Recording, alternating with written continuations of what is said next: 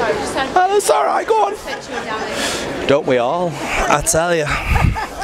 Well, a very good evening to each and everybody joining me, Ms. Belinda Scandal, this week for Showbiz Scandal here at the Palace Theatre here in Manchester for the revival of Sunset Boulevard starring Danny Mac and, of course, the sensation that is Ria Jones. You're in for an absolute treat, everybody, so sit back and enjoy as we speak to the cast of Sunset Boulevard.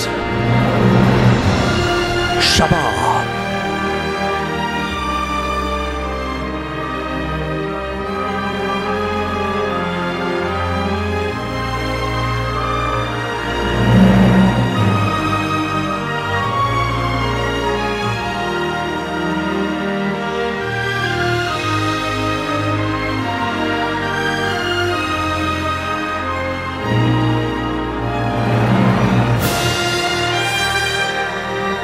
Hello, I'm Ria Jones and I'm playing Norma Desmond in Sunset Boulevard.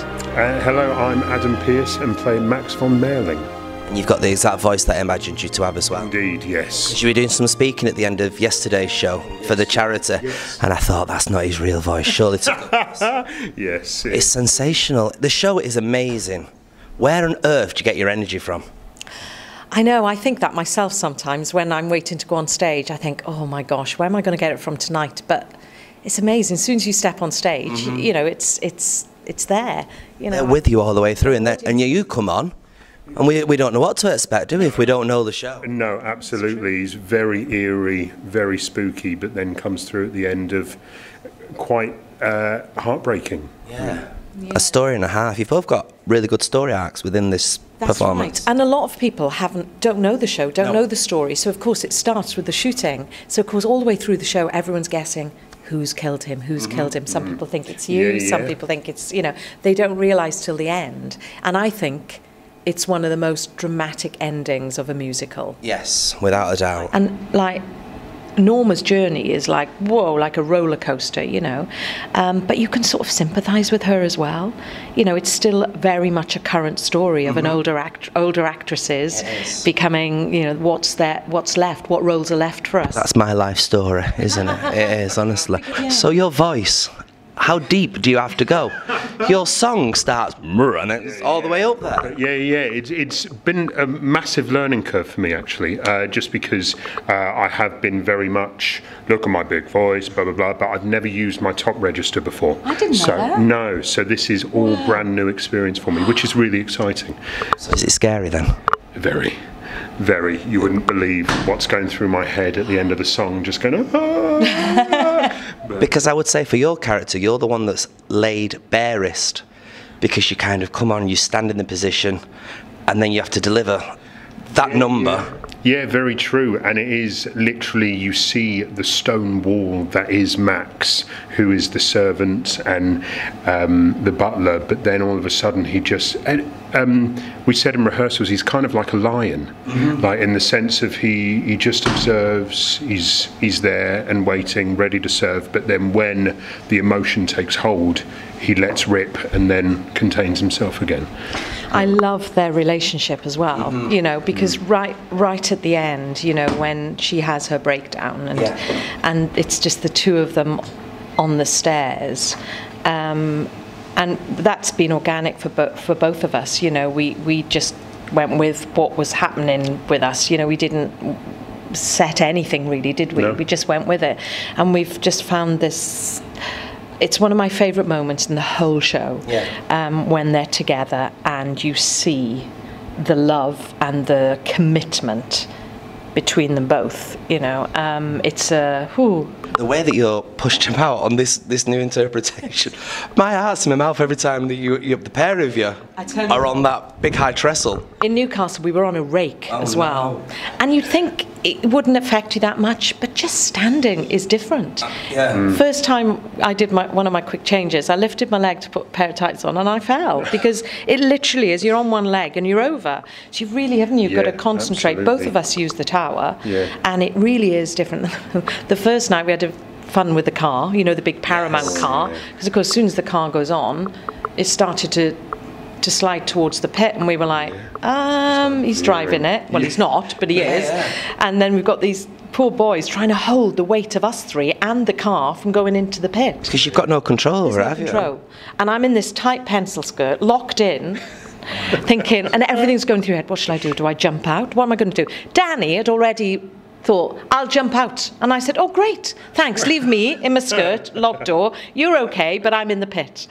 And we laughed afterwards because I would have loved to have seen the video recording of backstage, Yes. you know, because it felt like, didn't it, forever that we were stuck. But Did you stay in character for it? I did, but the funny thing was, we got the car off eventually. Yes. And then I couldn't get out of the door. They jammed it so much, I couldn't get out of the door. So then my line was due on stage. So I said my line off stage. Won't you come along, darling? Won't you come along, darling? And Danny was like looking at me as if to say, what's my line? So I'm thinking my mic was off, going, say your line, say your line. And apparently in the audience they could hear me going, won't you come along, darling? Say your line, say your line. We've laughed at that. I swear it's one of those nightmares where you have an anxiety dream, don't you, before you open, and it's like Miss Jones to the stage, and you can't find the stage. It actually came true that night, and that was like... And when the door opens at the back before you step onto the trestle, can you see that trestle's definitely there? I always check. Can you imagine? Because you get I know. filmed that way, and then you go off, you do as well. Yeah, I always check, because...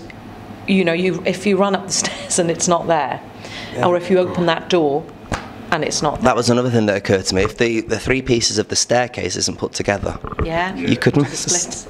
Yeah.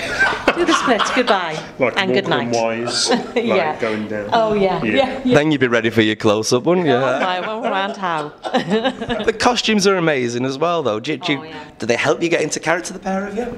You've got some wonderful questions. Thank you. Fantastic. Thank you. That's such a great question, because they absolutely do.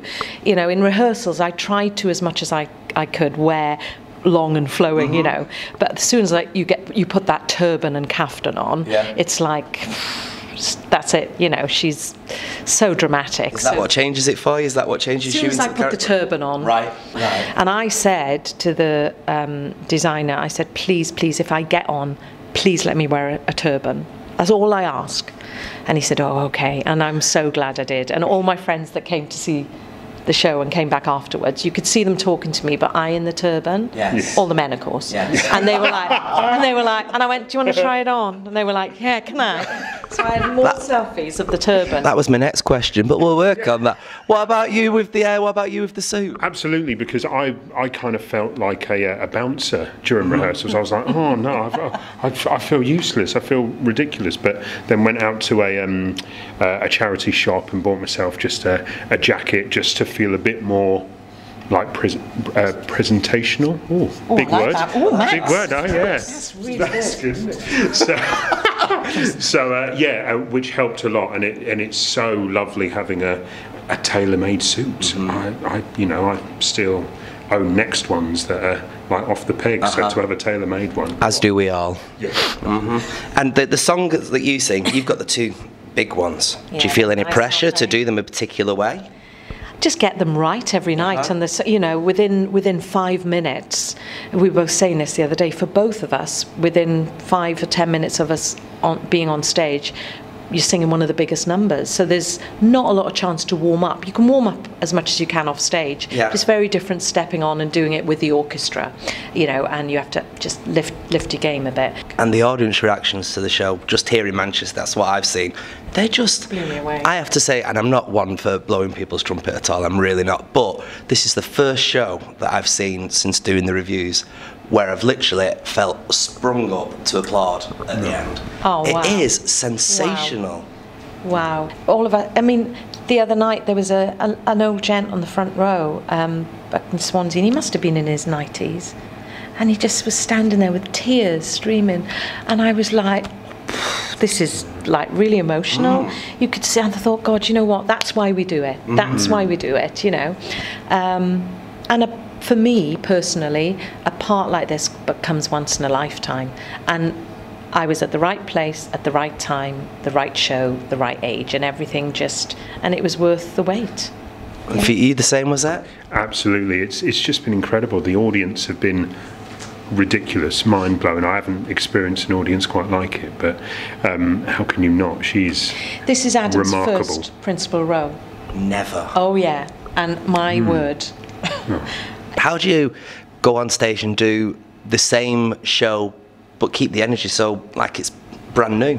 Well, it's nice because again with Adam and Danny, I say to Dan, if I change things up a bit, is that all right with you? And he said, no, that's great. So it's lovely because it's then organic. You don't know. I mean, you obviously have to say in certain marks for the lighting, but I try to change up the lines a bit, and the audiences are different. They react differently. They laugh at some lines one night, and then the next night they don't. And you think, oh, why didn't they laugh? But that's the danger, you see, trying to repeat. Never try and repeat, just be fresh. And it's, you know, it's just, I'm really enjoying it. It's tiring, I'm honest. If I'm really honest, it's a hard show, but so rewarding. You know, it's just... Do you have a favourite part within the show? I love the final scenes. Yes. I love the final scenes. From the moment where you get on the phone to Betty, is it? Yeah, and that you know, and I love the Paramount section when she walks forward and remembers, and that it's the orchestra as well, the music that just, you know, into as if we never said goodbye. Special. It's a special moment. Yeah. Do you have a favourite part within the show? I think the end scene. The end scene is just quite gut-wrenchingly beautiful, if that is such a thing. It's just beautiful, and as Ria said, with the orchestra, is mind-blowing, having a 16-piece, which is, gorgeous. Andrew Lloyd Webber insisted no smaller than 16, because that score, it's a cinematic score. It deserves the strings, the brass, you know. And as soon as it starts, it melts me. I love it. And to sing with that lifts you. It really does, you know. But it's expensive, so that's why it doesn't happen often. You know, and it's a big show to tour. There's like 6 trucks, big trucks we tour with. And the orchestra. So it's a big show to take around for a week. It's lovely to be here in Manchester for 2 weeks. Yes. It's fantastic. Thanks very much for your time, and just keep doing it. It's fantastic. Thank you so much. Thank you very much. Come on, follow me. Let's go and ask what the audience thought. Come on.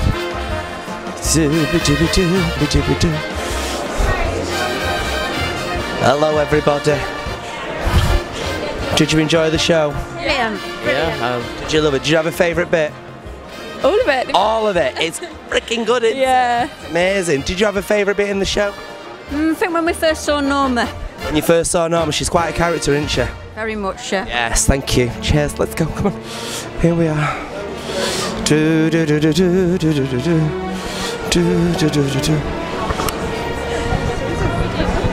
Hi. There you go, thank you. Did you enjoy the show? I absolutely adored it. Did you have a favourite part of the show? I think the song, the 3 main songs. The 3 main songs. And if you had to mark it out of 5, what would you mark it? Give it 5. 5 out of 5. You see, everybody loves it. Did you enjoy the show? Oh, it was absolutely brilliant. Yeah, it was really, really good. Did you have a favourite part of the show? The bit, you know, when she goes back to the studios, when she's doing her big moment, that part, it was like, oh, it's beautiful. As if we never said goodbye. Yes, that's the one, yeah. It's amazing, isn't it? I'm absolutely loving your coat, by the way. Thank you very much. It's not real, by the way, just to let everybody know. I wish it was. And if you had to mark it out of 5, what would you mark it? Definite 5. Definite 5. 5 and more. 5 and more. 5 and more. That's what we like to hear. Who are you waiting for here now, then? We were going to ask for a picture with you, but we see that you're busy, so we'll leave you to it. No, you can have a picture of me whenever you want. And if you had to mark it out of 5, what would you mark it? 6! Can't do better than that, can't do better than that. I'm exhausted, boys and girls. What absolute exhausting, exhilarating, phenomenal, fantastic, sensational show that was. My God, both the leads and indeed all the choruses, absolutely sensational. As a reviewer, I guess I should point things out that, you know, are not quite good. And if you can watch the show and you can find anything wrong with the show, you can tell me and I'll put them in here. But at the moment, after walking out of that sensational, exhausting, it really is exhausting for the audience show, there is nothing. I can't find nothing at all. Ria Jones, Danny Mack, the rest of the cast, sensational. A rarity. I did it once with the band, I'll do it again now. Sunset Boulevard, 10 out of 5 Scandal stars. I'll see you all next week. Take care. Shabba.